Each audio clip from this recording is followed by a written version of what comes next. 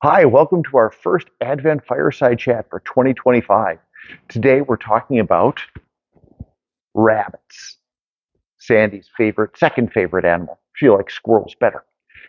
World Vision will provide rabbits and animal husbandry lessons to people, and they'll give them a pair of rabbits. By the end of the year, that pair of rabbits will have produced 50 rabbits. That means for subsistence farmers, they get protein in their diet. And quite frankly, with 50, some of them start to sell rabbit meat and make an additional income. Now, rabbits are technically an unclean food in the Bible because while they chew the cud just like clean animals, they don't have a cloven hoof. They have those little bunny paws. And as a result, you may not eat them if you're keeping kosher. Deuteronomy 14 has the list of all the animals that God's people couldn't eat in the holiness codes, all the ceremonial laws. And it says, don't eat rabbits. But at the very end of that whole list of all the animals, it says, you can't eat these, but you can give them to your neighbor who's a foreigner who may eat them. There's an important lesson there. Let me tell you a story. Let's think of little David. He's named after his hero, Big David, the king, killed Goliath. And he has learned how to use his sling just like his hero. And he went out and he bagged a rabbit.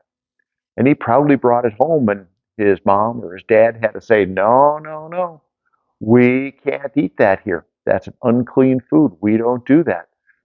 And you can picture dejected little David. Here he is trying to help his family, but he can't. And then a wise old voice, maybe grandpa, says, hey, no, no, I remember what Moses said. Moses said, we can't eat it, but our neighbor, who's the foreigner who doesn't keep kosher, he can eat it. Go take it over there. He'll love it. Little David proudly gets to go over and bring dinner to his neighbor. The rabbits remind us to love all of our neighbors, especially those who are different from us. Jesus tells his followers to, for example, use your worldly stuff, your worldly wealth to gain friends.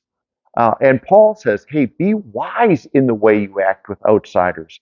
Make the most of every opportunity. What the Bible encourages us, Old Testament and New Testament, to do is to not silo off and kind of just surround ourselves with people who are like us, especially people of faith. Yes, there are Bible passages that say, don't be unequally yoked. That's absolutely true. That's about marriage. What we're talking about is getting along with our neighbors who probably aren't believers, who are just trying to figure things out.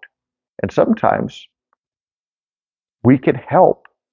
And in fact, I think God expects us to interact with people who don't know Him, don't know Him yet, and act and believe like they don't know God.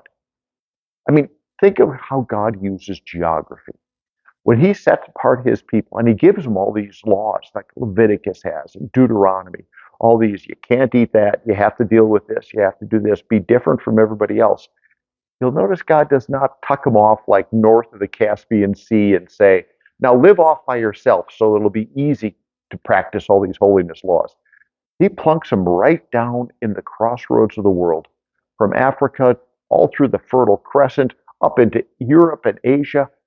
That's where God puts His people. He says, be different, but I'm going to stick you right in the middle of everything. If we look at the demographics of Christians in the Roman Empire, it's an impressive thing. Acts starts off with 100, maybe less than 200 believers on Pentecost. And by 400 AD, 40% of the population of the Roman Empire is Christian. Those demographics came because Christians lived right alongside neighbors who didn't understand things about God. And they lovingly took care of their neighbors. And as a result, their neighbors came to know Jesus, came to be believers. Years and years ago, I remember visiting one of my brothers, and he had this giant live Christmas tree that he'd put up. And to make it fit in the stand, he chopped all the outside, and he had the solid core sitting in the water. And he went, man, this tree is drying out fast. Well, yeah, it's going to, because where the life is on the tree is on the edge, in the bark.